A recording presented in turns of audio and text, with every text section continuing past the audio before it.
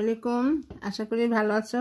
আজ আবার নিয়ে এলাম তোমাদের সাথে সুন্দর একটা পাতার ডিজাইন শেয়ার করতে। এখানে আমি যে পাতাটা তোমাদের সাথে শেয়ার করছি, এটা একটা ডেলিফিনিয়াম ফুলের ঝাড় এবং ডেলিফিনিয়াম ফুলের যে পাতা, গাছের পাতা, সেই পাতাটা আমি এখানে করছি। এটা একটা বিদেশি ফুল, এটা ঝাড় আকারে হয়। এই ফুলের ঝাড়ের যে পাতার ডিজাইন, সেটা তোমাদের সাথে আমি একটু শেয়ার করছি। যে এখানে এইভাবে করব যাতে পাতার এই কোনা ভাবটা ফুটে ওঠে।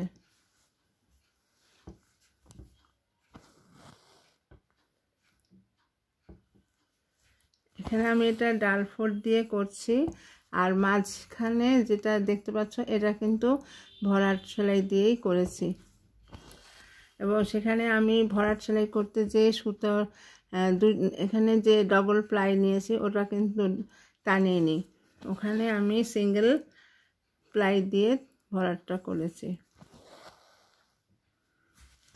যেভাবে করলে পাতার কোনাটা ফুটে ওঠে।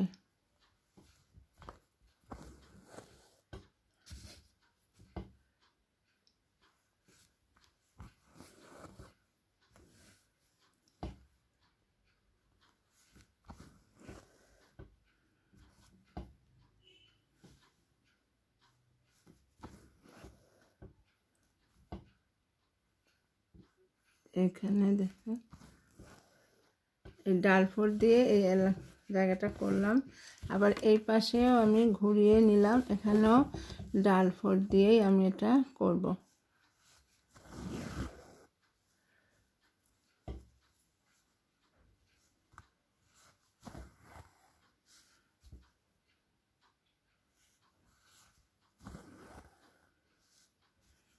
যে দেখো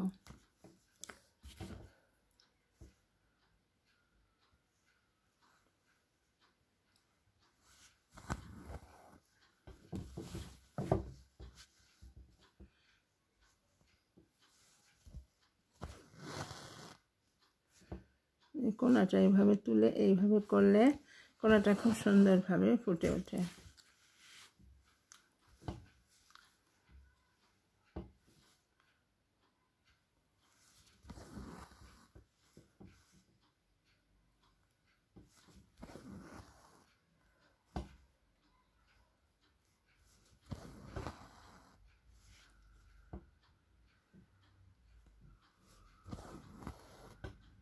যে দেখো এইভাবে করে আমি এই ডালের পাতাটা করে, পাতার যে ডাল ফোড়ার অংশটা এটা করে ফেলবো।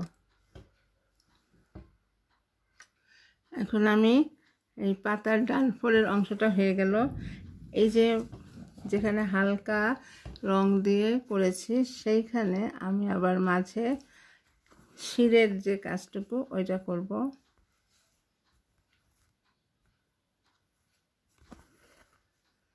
যে এখানেও কিছুটা ডাল ফোড় দিয়ে করতে হবে, করে এই শিরের অংশগুলো আমাকে এবার আমি করব। যেখানে এখান থেকে এটা আমি চলে আসলাম এখানে, তারপরে আবার এখানে, আবার এই যে দেখো এটা এই যে শীটটা দেওয়া হয়ে গেল। এই যে দেখো আমার ডেলিফিনিয়াম ফুলের ঝাড়, এটা আমি তোমাদেরকে একটু ক্লোজ করে দেখাচ্ছি। এটা বেগুনি ফুলের পাপড়িটার ভিতরে হলুদ আর একদম মাঝখানে লালটা স্পট।